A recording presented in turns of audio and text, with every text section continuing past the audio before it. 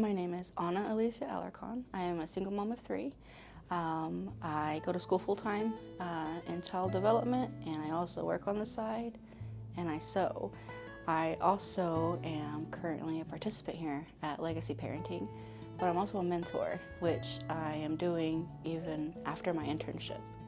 So that's how much I enjoy it and want to get to know families here. I grew up in a Hispanic home, and there's always that. This is how they raise their kids, spanking, and they're really hard on discipline. Unfortunately, my home was not a safe haven. So school became my safe haven, and later on I was placed in foster care. Due to the upbringing, drugs became something that I reached for, that I did. I've been sober 8 years now. Due to my upbringing and the trauma, my relationships were the same. Very abusive, very traumatic, and I ended up pregnant with my second son, and he left. I got on TANF, and they brought up Legacy. They said, "Do you know Legacy Parenting?" And I was like, "No, what is that place?" And they're like, "You get diapers, you can get clothes for the kiddos," because I have an older daughter, and I made my way over here and signed up. I'm not used to asking for help and getting assistance. It's always get it on your own.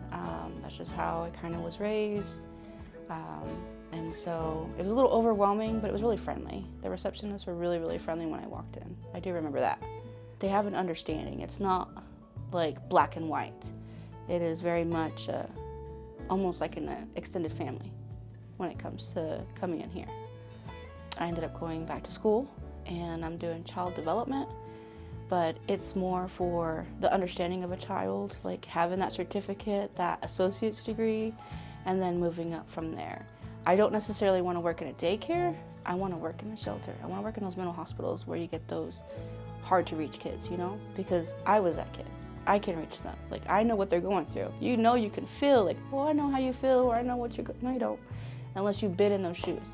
Unless you slept on the floor, unless you've been beaten, unless you've been through that trauma, you don't know. And they know that I know. It's just the essence, a feeling, that kid knows what you went through. And I had seen back a few months, more than a few months, a paper that says volunteering. And I was like, oh, that'd be kind of cool to volunteer, but anxiety. And then in school, it was part of the requirement. When there was no classes, we had to internship somewhere. Well, I go to OCCC, so that is like about 45-minute drive. I needed something close, and I happened to come into my appointment, and I was like, I can do it, let me just ask. And I didn't know that Tiffany was like the big boss. I just thought she was a receptionist because of where she's at, which makes it even more awesomer because she's not in the office, she's there and present. And so I'm like, hey, I was wondering if, volunteering and da-da-da-da.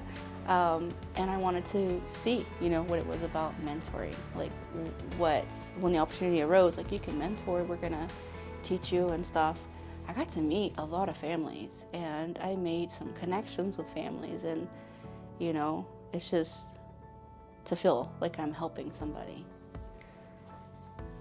It's not a lot of people, but it's who I have that counts, I know that I can reach out here, and somehow, some way, someone's going to help in whatever way they can.